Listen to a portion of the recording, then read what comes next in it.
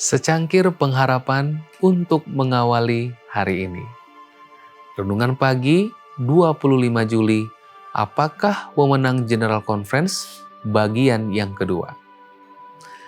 Lukas 9 ayat 1.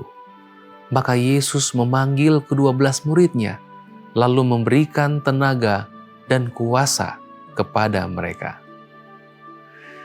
Tidak ada seorang Kristen yang percaya Alkitab dapat meragukan fakta bahwa Kristus memberikan kuasa kepada 12 muridnya.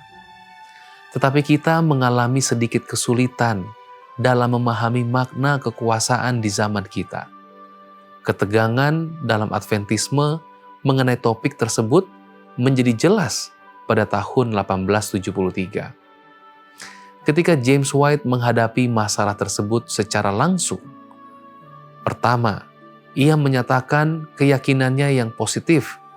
Ia mencatat keyakinan bahwa kami tanpa ragu menyatakan keyakinan kami yang teguh bahwa organisasi yang ada bersama kita terbentuk melalui pemeliharaan langsung Tuhan. Dan bahwa tangan Tuhan yang membimbing dapat terlihat dalam memimpin mereka menjadi sebuah organisasi yang setelah berlalunya waktu lebih dari 10 tahun tidak menunjukkan adanya cacat yang menuntut perubahan. White juga menyuarakan nada defensif dalam membahas peran General Conference. Secara khusus, ia menulis bahwa merupakan penghinaan terhadap sistem organisasi kita jika membiarkan Ketua George E. Butler dan anggota lain dari Komite Eksekutif General Conference melakukan semua pekerjaan di pertemuan perkemahan negara bagian dan kemudian para pemimpin konferensi negara bagian tidak menunjukkan rasa hormat yang pantas terhadap posisi dan penilaian mereka dalam urusan penting konferensi negara bagian tersebut. Dalam cara itu, White mengamati bahwa General Conference adalah otoritas duniawi tertinggi bagi umat kita dan dirancang untuk bertanggung jawab atas seluruh pekerjaan di negara ini dan di semua negara lain.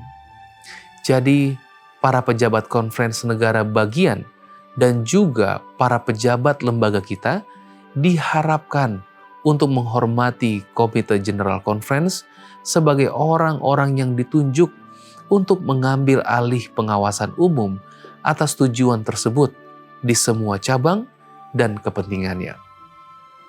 White melanjutkan dengan menyatakan bahwa perwakilan General Conference harus hadir dalam setiap pertemuan urusan konferensi negara bagian.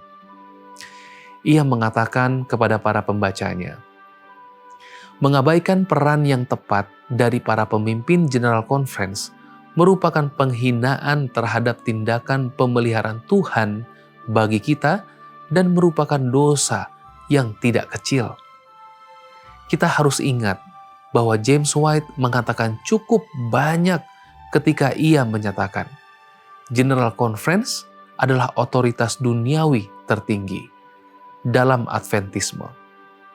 Itu juga mencerminkan apa yang sebelumnya menjadi pendirian istrinya.